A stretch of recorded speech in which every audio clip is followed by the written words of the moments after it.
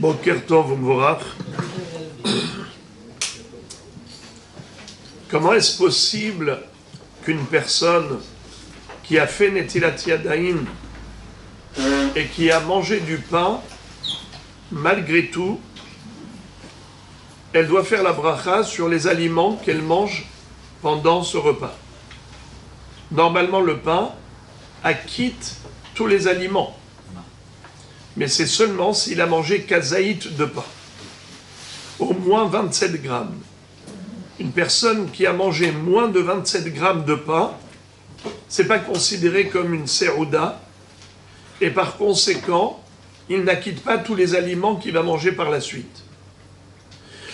Alors, il y a deux notions. Il y a une notion de ikar vetafel.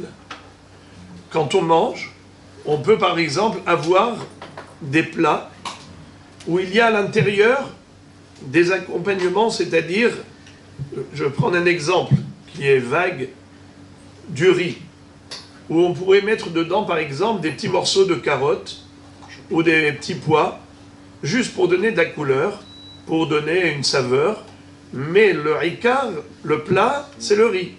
Alors quel bracha on va faire? On va faire boré, miné, mezonot pour le riz, et on va acquitter les petits morceaux de carottes, les petits pois. On ne va pas faire une bracha de boré péria adama sur les petits pois, car ils ne sont pas là en tant que plat essentiel, ils sont là juste pour accompagner le riz. Alors c'est la règle. Quand on a le ikar et le tafel, n'est-ce pas? On fait la bracha sur le ikar et on époter le tafel. On fait la bracha sur le plat essentiel et on acquitte ce qui est mélangé dedans ou ce qui l'accompagne. Mais au niveau du pain, quand on fait un motzi lehemina aretz et on mange du pain, et après on a tout le repas qui suit, des salades, 18 salades, et après premier plat de poisson, et après c'est la soupe, et après c'est la viande, et après c'est les légumes. Tu fais aucune bracha. Pourquoi? Parce que tu dis que le motzi a acquitté tous les aliments.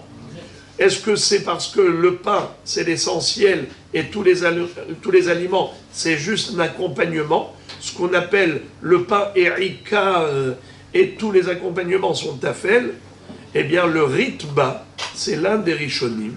Il explique que l'histoire du pain avec les autres aliments, ce n'est pas du tout la notion de Ikar et Tafel. C'est parce que le pain est considéré roche à Serouda. C'est-à-dire que, en fait, le pain, c'est lui la tête de la Serouda. Tout est considéré comme étant acquitté par le pain. Pourquoi? Parce que le pain, c'est la Serouda. Ve'lechem levav enosh is'ad. Le pain, il est sored, le cœur de l'homme. Alors, c'est la raison pour laquelle il acquitte tout le reste. Comme le vin. Quand on fait la bracha sur le vin, et après on boit d'autres boissons. On fait boré priya geffen. Est-ce qu'ensuite on doit faire shakol niya bidvaro pour le whisky? Non. Pour l'eau, non plus. Pourquoi? Parce que le vin est considéré roche, la tête de toutes les boissons. Alors, c'est la raison pour laquelle, une fois qu'on a fait la bracha de boré priya geffen, on ne fera plus de shakol niya bidvaro sur les autres boissons. Ainsi, quand on a fait amotzi lechem mina aretz, eh bien, on ne fera pas de bracha sur les autres aliments. Mais, nous dit le Rav Ovadia Yosef Zatzal, que quand est-ce que cela est valable? Que s'il a mangé un kazaït de pain, au moins 27 grammes, alors là on dit qu'il y a une notion de serouda. Alors en effet, tout est inclus dans la serouda. Il ne fera pas de bracha sur les autres aliments.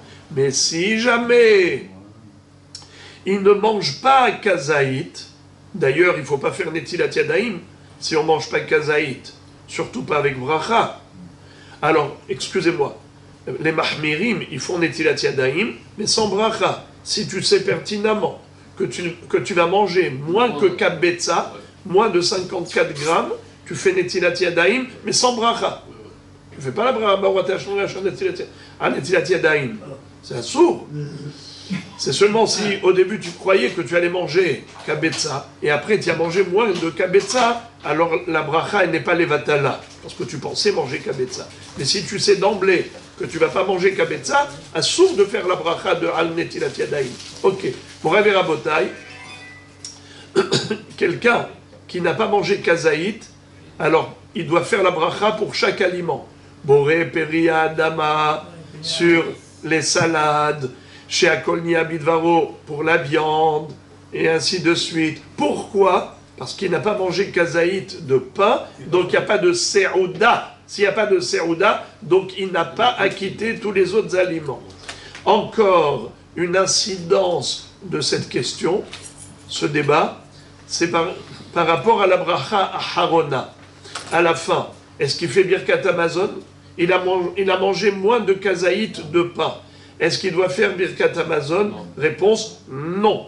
Ve'achalta, ve'sava'ta, ou berachta et Hashem Elokecha, la achila, c'est au moins kazaït. Minatora, on doit faire Birkat Hamazon que si on est rassasié.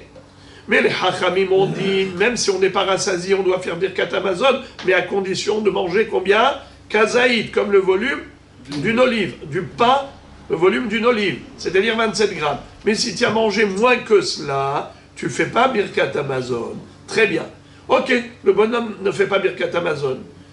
Il a fait motzi, il a mangé du pain, mais il a fait la bracha sur chaque aliment. Boré Peri Adama sur les salades, Shakonia Bidvaro pour la viande, pour la soupe. Ok. Maintenant, qu'est-ce qu'il fait comme bracha Harona? Birkat Hamazon, jamais de la vie, il n'a pas mangé kazaïd de pain. Il ne peut pas faire Birkat Hamazon. Alors, quel bracha il va faire? Même s'il est rassasié, ça ne s'appelle pas achila, parce que c'est moins de kazaïd. Du moment qu'il n'a pas mangé le pain. Non, mais il a mangé autre chose. Très bien. Étant donné qu'il a mangé d'autres aliments, s'il a mangé kazaïd, par exemple, de viande ou de salade, eh bien, il fera boré des fachot. Il a fait. Alors, voilà, les amis, juste une réflexion par rapport à des choses qui peuvent arriver. Bon,